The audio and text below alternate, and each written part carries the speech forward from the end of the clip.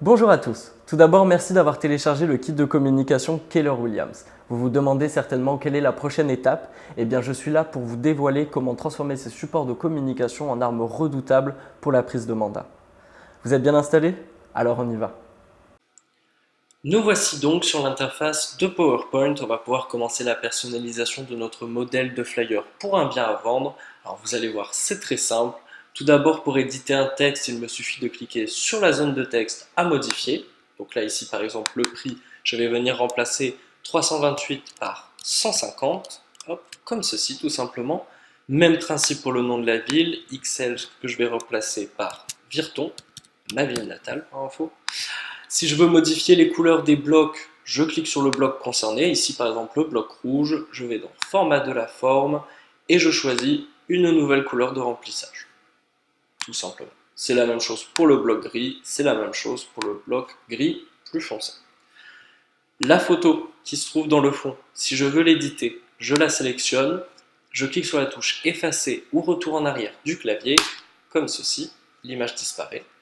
Je n'ai plus ensuite qu'à cliquer sur le petit pictogramme qui se trouve au milieu de la zone, hop, comme ceci. Je viens sélectionner ma nouvelle image qui se trouve dans mon dossier images. Je vais mettre celle-ci.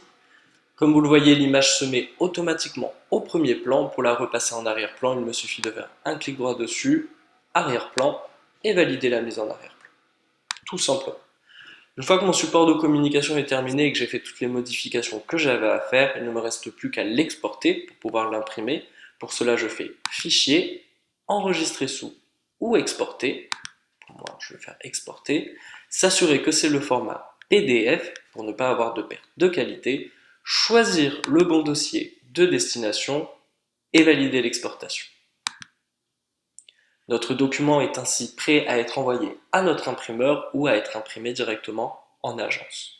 Petite précision, s'il s'agit d'un visuel pour les réseaux sociaux, il y aura une petite différence au moment de l'exportation, c'est qu'il faudra s'assurer que le format n'est non pas PDF cette fois-ci, mais bien JPEG, car c'est le format qui sera accepté par Instagram, Facebook et LinkedIn.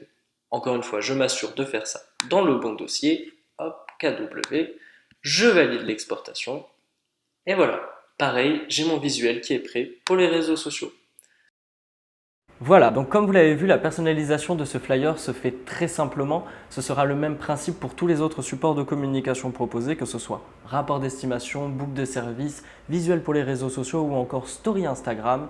Et puisqu'on parle des stories Instagram, je vous donne rendez-vous dans une seconde vidéo dans laquelle j'aborderai plus en détail ce sujet et je vous montrerai notamment comment travailler les éléments en vedette sur votre profil pour en faire des outils de prospection efficaces. Je vous souhaite une excellente journée ou une excellente soirée en fonction de l'heure à laquelle vous regardez cette vidéo et je vous dis à très bientôt. Au revoir.